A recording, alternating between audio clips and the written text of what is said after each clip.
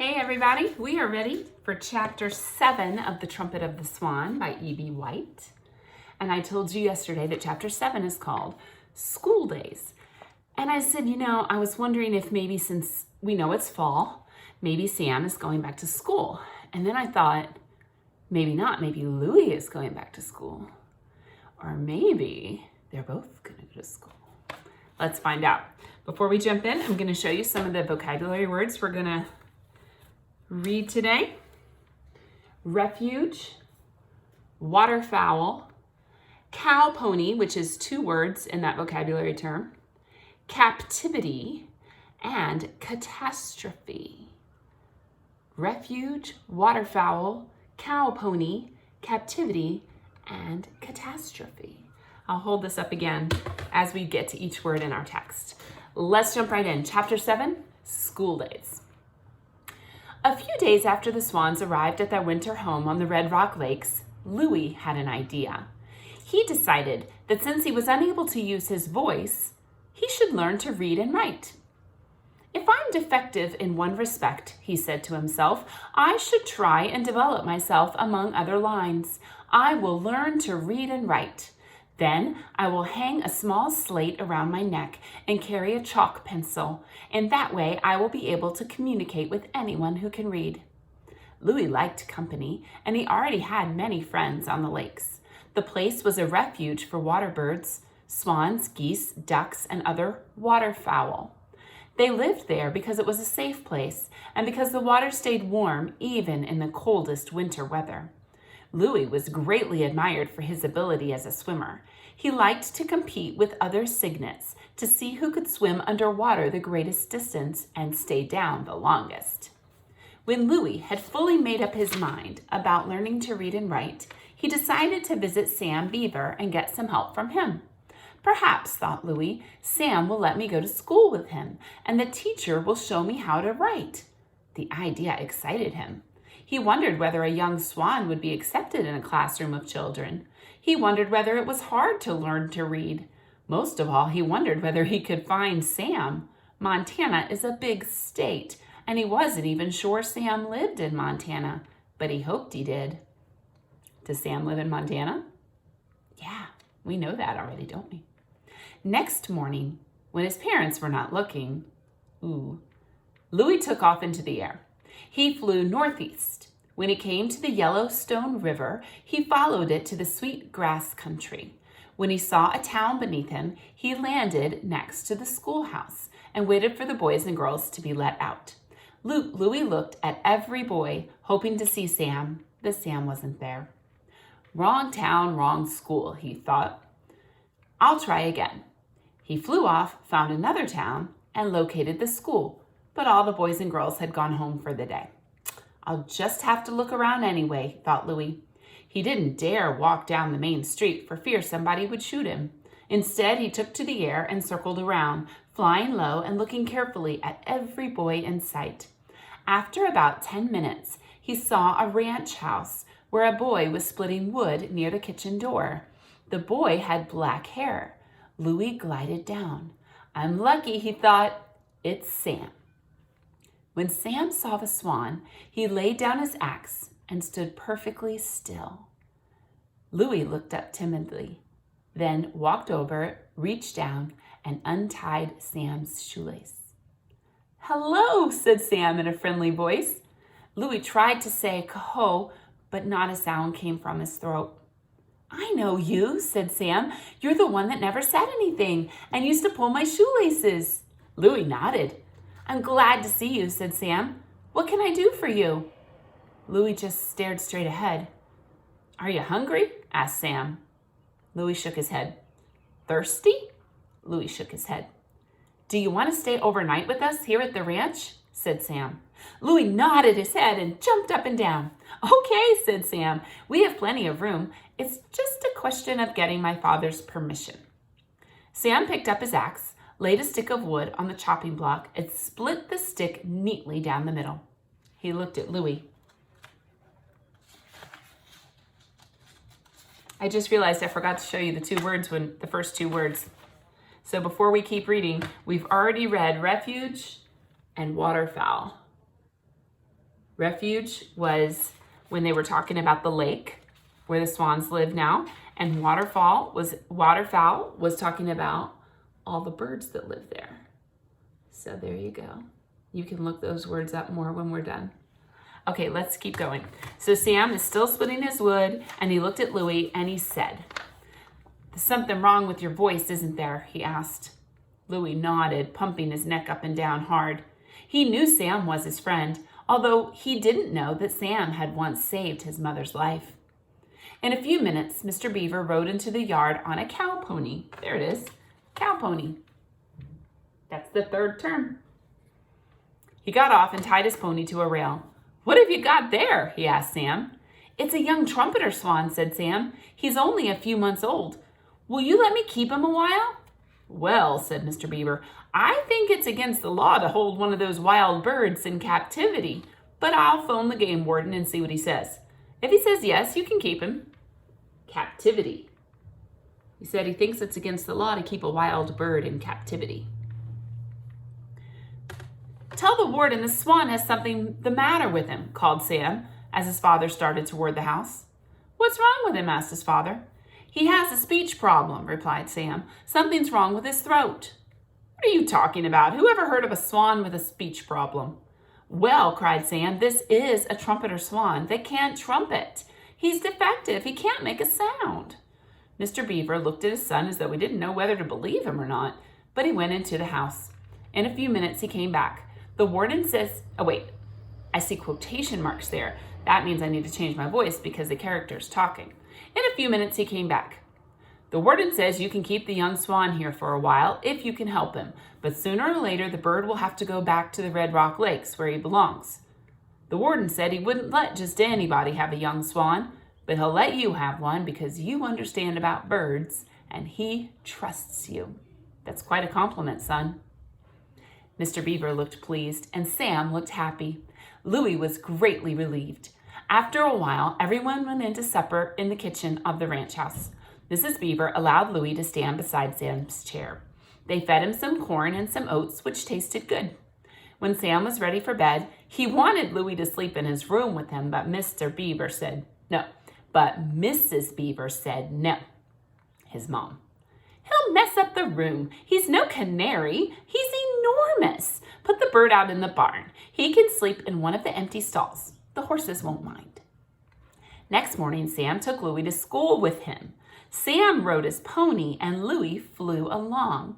At the schoolhouse, the other children were amazed to see this great bird with his long neck, bright eyes, and big feet. Sam introduced him to the teacher of the first grade, Mrs. Hammerbotham. Sam explained that Louie wanted to read and write because he was unable to make any sound with his throat. I'm going to explain this to you because I was confused the first time I read it. Sam is taking Louie to the teacher of the first grade. Sam is not in the first grade because we've already learned that he's older than that, right? But he's decided that Louie needs to meet the first grade teacher, and that makes sense. Let's keep going. Mrs. Hammerbotham stared at Louie. Then she shook her head. "No birds," she said. "I've got enough trouble." Sam looked disappointed. "Please, Mrs. Hammerbotham," he said, "please let him stand in your class and learn to read and write." "Why does a bird need to read and write?" replied the teacher. "Only people need to communicate with one another." "That's not quite true, Mrs. Hammerbotham," said Sam. "If you'll excuse me for saying so, I have watched birds and animals a great deal. All birds and animals talk to one another. They really have to in order to get along. Mothers have to talk to their young. Males have to talk to females, particularly in the spring of the year when they're in love." "In love?" said Mrs. Hammerbotham, who seemed to perk up at this suggestion. "What do you know about love?" Sam blushed. "Well, what kind of bird is he?" she asked. "He's a young trumpeter swan," said Sam. "Right now he's sort of a dirty gray color, but in another year he'll be the most beautiful thing you ever saw. Pure white with black bill and black feet. He was hatched last spring in Canada and now lives in the Red Rock Lakes. But he can't say coho the way the other swans can, and this puts him at a terrible disadvantage." "Why?" asked the teacher. Because it does, said Sam.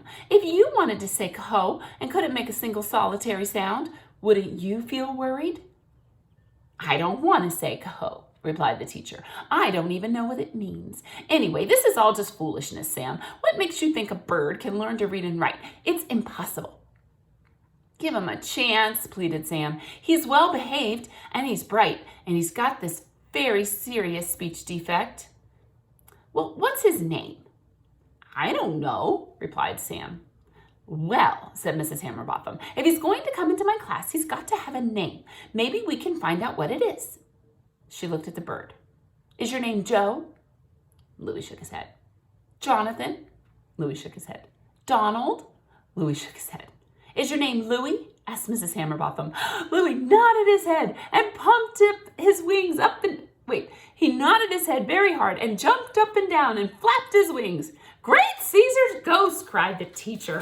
Look at those wings. Well, his name is Louis, that's for sure. All right, Louis, you may join the class. Stand right here by the blackboard and don't mess up the room. If you need to go outdoors for any reason, raise one wing. That's funny. Louis nodded. The first graders cheered. They liked the looks of the new pupil and were eager to see what he could do. Quiet, children, said Mrs. Hammerbotham sternly. We'll start with the letter A. She picked up a piece of chalk and made a big A on the blackboard. Now you try it, Louis. Louis grabbed a piece of chalk in his bill, so he's holding it in his bill, and drew a perfect A right under the one the teacher had drawn. You see, said Sam, he's an unusual bird. Well, said Mrs. Hammerbotham, A is easy. I'll give him something harder. She wrote cat on the board. Let's see you write cat, Louis. Louis wrote C-A-T, cat. Well, cat is easy too, muttered the teacher. Cat is easy because it's short. Can anyone think of a word that is longer than cat? Catastrophe, said Charlie Nelson, who sat in the first row. Good, said Mrs. Hammerbotham. That's a good hard word, but does anyone know what it means? What is a catastrophe? Catastrophe is on our list. Catastrophe. An earthquake, said one of the girls. Correct, replied the teacher. What else? War is a catastrophe, said Charlie Nelson. Correct, replied Mrs. Hammerbotham. What else is? A very small red-headed girl named Jenny raised her hand. Yes, Jenny, what is a catastrophe? In a very small, high voice, Jenny said, when you get ready to go on a picnic with your father and mother and you make peanut butter sandwiches and jelly rolls and put them in a thermos box with bananas and an apple and some raisin cookies and paper napkins and some bottles of pop and a few hard-boiled eggs, and then you put the thermos box in your car, and just as you're starting out it starts to rain and your parents say there's no point in having a picnic in the rain. That's a catastrophe. Very good, Jenny, said Mrs. Hammerbotham. It isn't as bad as an earthquake. And it isn't as bad as war, but when a picnic gets called on account of rain, it is a catastrophe, I guess. Anyway, catastrophe is a good word. No bird can write that word, I'll bet. If I can teach a bird to write catastrophe, it'll be big news all over the sweetgrass country. I'll get my picture in Life magazine. I'll be famous. Thinking of all these things, she stepped up to the blackboard and wrote catastrophe. Okay, Louis, let's see you write that. Louis picked up a fresh piece of chalk in his bill. He was scared. He took a good look at the word. A long word, he thought, is really no harder than a short one. I'll just copy one letter at a time, and pretty soon it'll be finished. Besides, my life is a catastrophe. It's a catastrophe to be without a voice. And then he began writing catastrophe. He wrote, making each letter very neatly. And there's a picture of Louis writing catastrophe. And there's Miss Hammerbotham, and there's Sam, and the little first graders. Not little, but you know what I mean. They're smaller than Sam. Sam is older than them. Look at him do it. All right. When he got to the last letter, the pupils clapped and stamped their feet and banged on their desks, and one boy quickly made a paper airplane and zoomed it in the air. Mrs. Hammerbotham tapped for order. "Very good, Louis," she said. "Sam, it's time you went to your own classroom. You shouldn't be in my room. Go and join the 5th grade. That makes more sense. Sam is older. I'll take care of your friend, Miss Swan." Back in his own room, Sam sat down at his desk, feeling very happy about the way things had turned out. The 5th graders were having a lesson in arithmetic. I could have written this on the board, but arithmetic is a long word for math. And their teacher, Miss Annie Snug, greeted Sam with a question. Miss Snug was young and pretty. "Sam, if a man can walk 3 miles in 1 hour, how many miles can he walk in 4 hours?" If he can walk 3 miles in 1 hour, how many miles can he walk in 4 hours? This is a multiplication problem, and some of you have been practicing that repeated addition, even though it isn't 1st grade math. 3 miles, 3 miles, 3 miles, 3 miles. 3 plus 3 plus 3 plus 3, or 3 times 4. But let's see what Sam says. "Sam, if a man can walk 3 miles in 1 hour, how many miles could he walk in 4 hours?" "It would depend on how tired he got after the first hour," replied Sam. The other pupils roared, and Miss Snug rapped for order. "Sam is quite right," she said. "I never looked at the problem that way before. I always supposed that man could walk." Now I made myself choke. Hold on. "I never looked at the problem that way before. I always supposed that man could walk 12 miles in 4 hours. But Sam may be right. That man may not feel so spunky after the first hour. He may drag his feet. He may slow up." Albert Bigelow raised his hand. "My father knew a man who tried to walk 12 miles and he died of heart failure," said Albert. That sounds like a 5th grader. "Goodness," said the teacher. "I suppose that could happen too." "Anything can happen in 4 hours," said Sam.